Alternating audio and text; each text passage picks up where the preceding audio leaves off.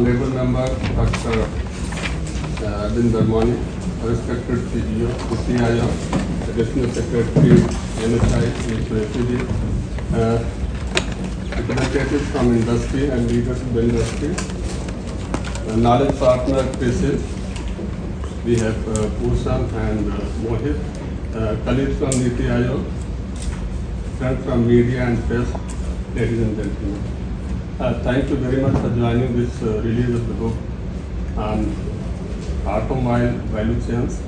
This work started in late 2023 and we prioritized three sectors: electronics, automobiles and chemical sector. In July 2024, we completed the work on electronics sector.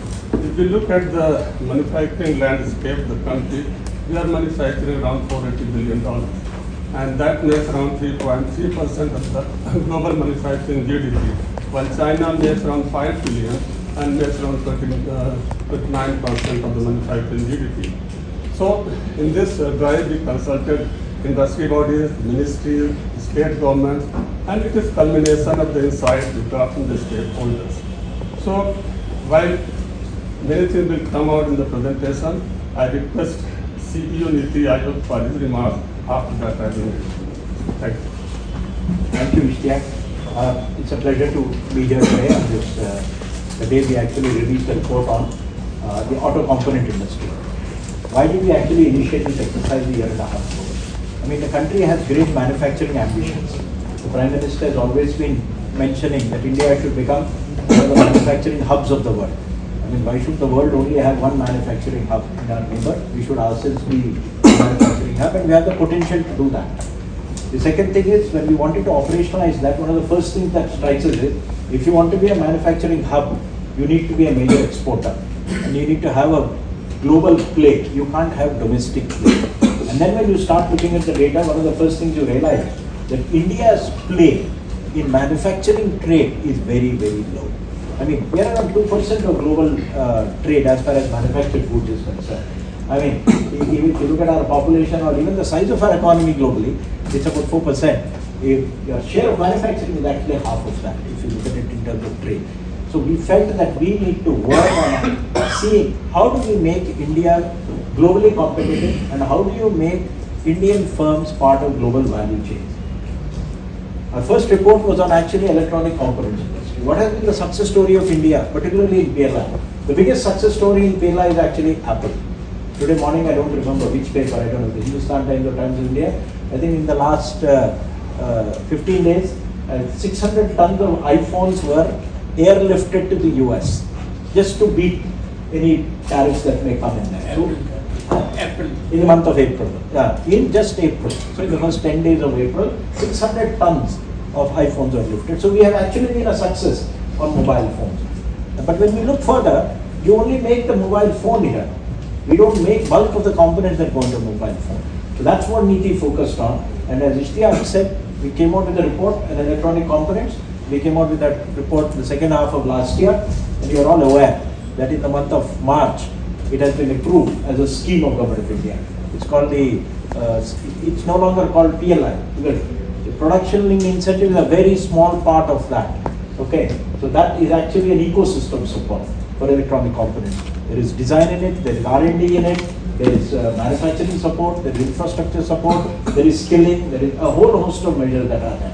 And it covers a whole range of components because the phone may be one, but it has a million pieces of small stuff in it, beginning with plastics, PCBs, etc.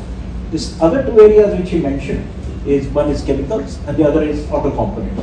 We've been working on these auto components and today we've come to the day we are releasing this auto components report. Again, India is a success story in automobile. We are already the world's somewhere third or fourth largest automobile market. We not be making the big cars, but in total numbers we are quite large in four-wheelers. And two-wheelers we are actually dominant in the world. Having said that, do we dominate the auto component market? And that becomes very, very important. And you will see Ishtiaq's presentation. This is a very detailed analysis.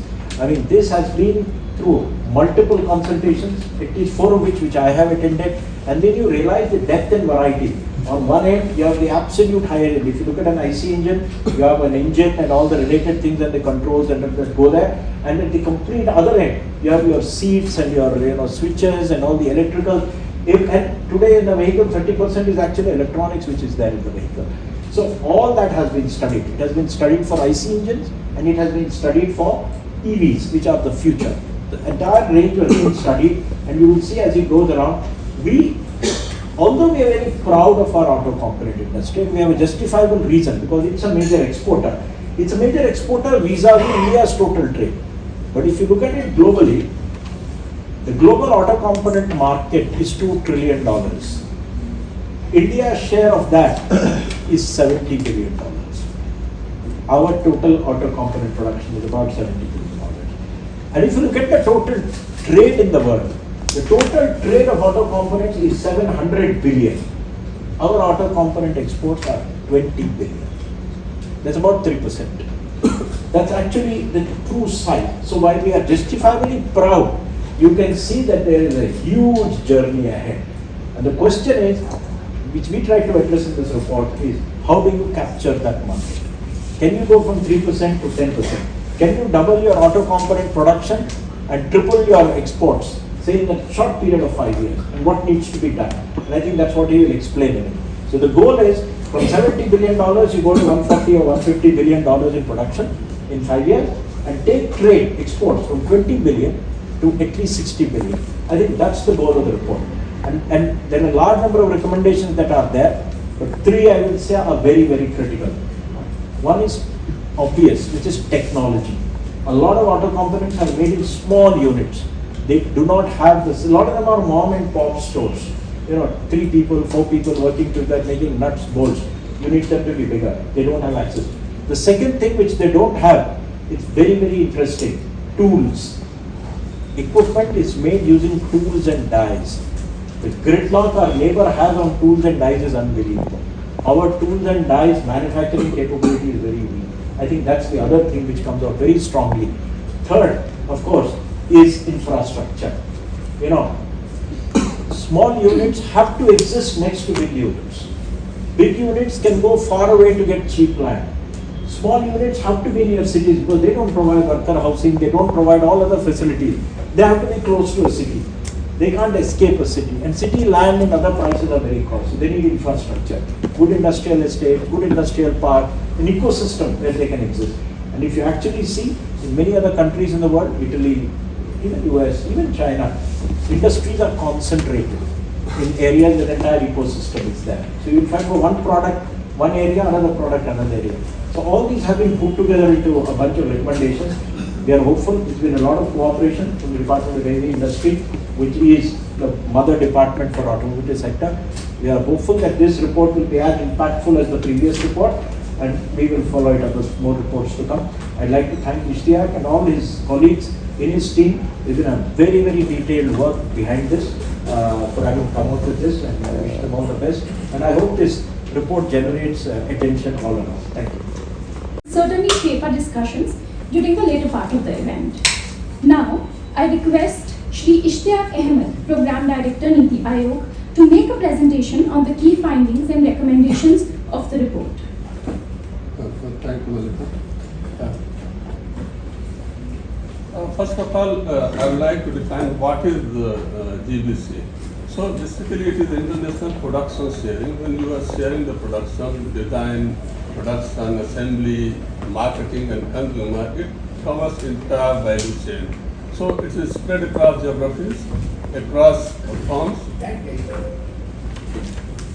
And also, if you look at India's share, manufacturing share to the GDP, it has remained moderate, while the countries which have better share in their GDP are those which have better share in the GDCs also.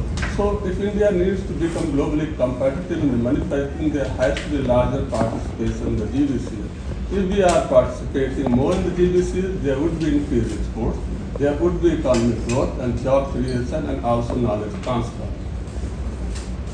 So what has been the approach of this analysis? What we did, we studied the auto value chain of the 2-wheelers, 4-wheelers, commercial vehicles, and also mapped the global value chain. Next part we did, we carried out the global learnings from the global players, whether it was the lighthouse countries or also the OEMs like the Volkswagens or Toyotas. Third thing what we did, we carried out the India's diagnostic, where we are competitive and where we have the challenges. After all this, we have carried out the recommendation where there is a synthesis of the global learnings and we have defined a clear-cut actionable roadmap. So what is happening in what is the mega trend in the automobile sector? Sir mentioned that out of the 2 trillion auto component market, we are just 70 billion. And when it comes to the export, we are exporting that $20 billion and importing that much. So we are net zero when it comes to trade.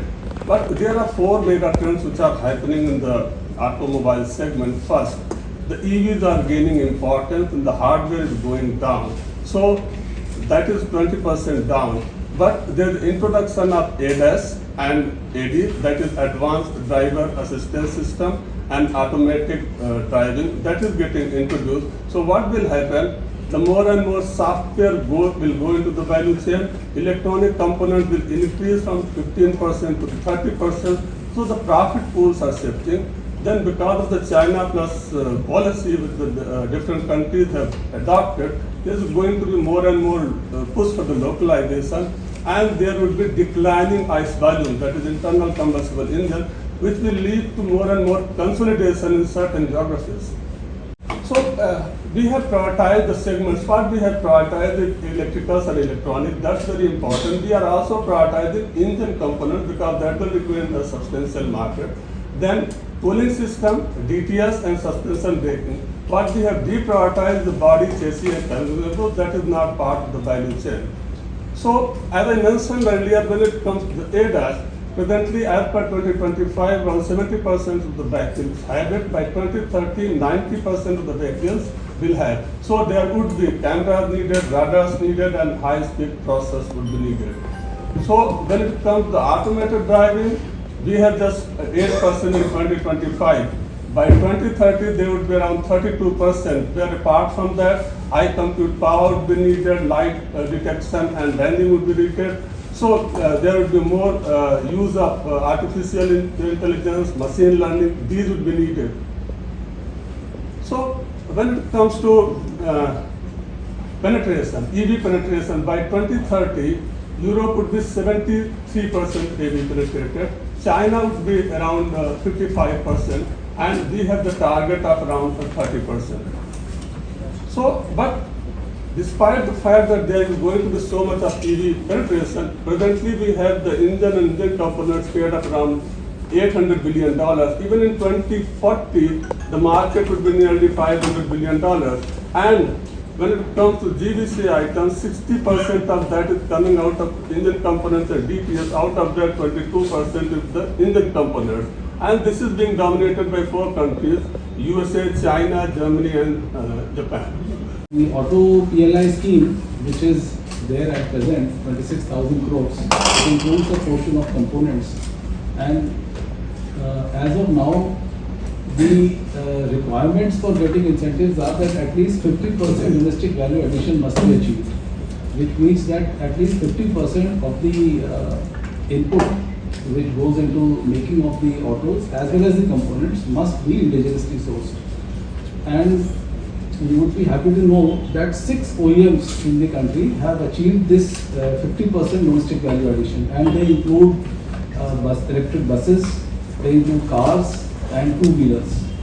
7 of the companies have achieved 50% DVA in component sector, and components such as pumps for CRDI engines, angle encoders, traction motors, hub motors, and dual clutch transmission. These are the components which were not made in India earlier and used to be imported, and now they are made in India.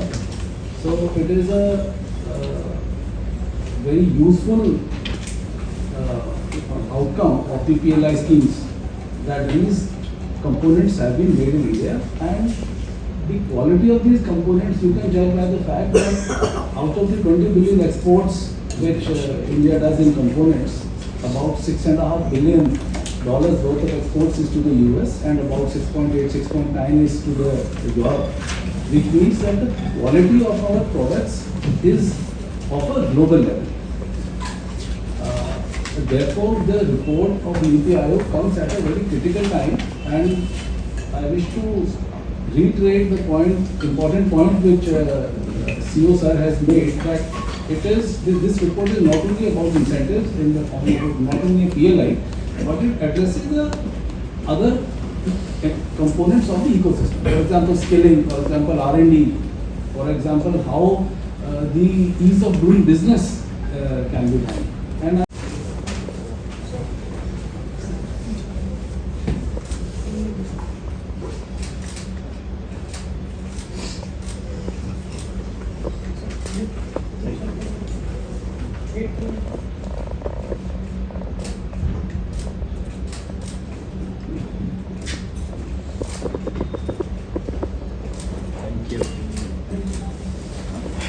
members of the press,